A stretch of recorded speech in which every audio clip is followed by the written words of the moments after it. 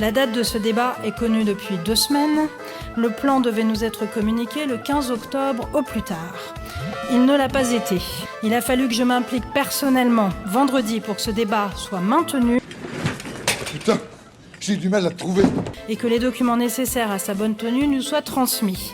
Nous avons finalement reçu hier un projet de plan. Il n'en demeure pas moins que la communication aussi tardive, un dimanche, Mais il écoute rien, cet enculé. la veille du débat d'un document provisoire, n'est pas satisfaisante. Et cela commence À faire beaucoup.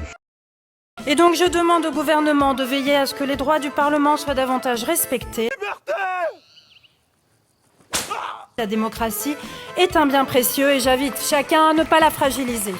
Aussi, sur le fondement de l'article 49, alinéa 3 de la Constitution, j'engage la responsabilité de mon gouvernement. La démocratie est un bien précieux et j'invite chacun à ne pas la fragiliser. Aujourd'hui, on va parler de Yaël Braun-Pivet, la présidente de l'Assemblée nationale. Récemment, elle a rappelé sèchement à l'ordre le gouvernement pour avoir transmis tardivement les documents nécessaires au débat budgétaire. Elle insiste sur le respect des droits du Parlement, mais il y a une incohérence frappante ici. Où était ce souci de la démocratie pendant la réforme des retraites, quand le gouvernement a utilisé le 49.3 pour faire passer la loi sans vote? Braun-Pivet est restée bien silencieuse. C'est là tout le problème entre ceux qui défendent réellement la démocratie et ceux qui la brandissent quand ça les arrange. La ligne est mince. On appelle ça la sélection des principes en fonction des intérêts. On alterne entre des postures démocratiques et autoritaires selon la conjoncture politique. On parle aussi de la gestion économique. Le gouvernement et son entourage, y compris Braun-Pivet, ont caché la réalité du déficit et de la dette. Pendant que nous étions pris dans des crises sociales et sanitaires, la transparence sur les finances publiques a volontairement été laissée de côté. Finalement, tout ça montre une élite politique qui jongle avec la démocratie quand ça les arrange,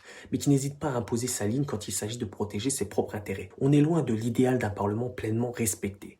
Bref, dites-moi ce que vous en pensez en commentaire, bien sûr, toujours dans le respect, mais c'est bien contradictoire comme situation.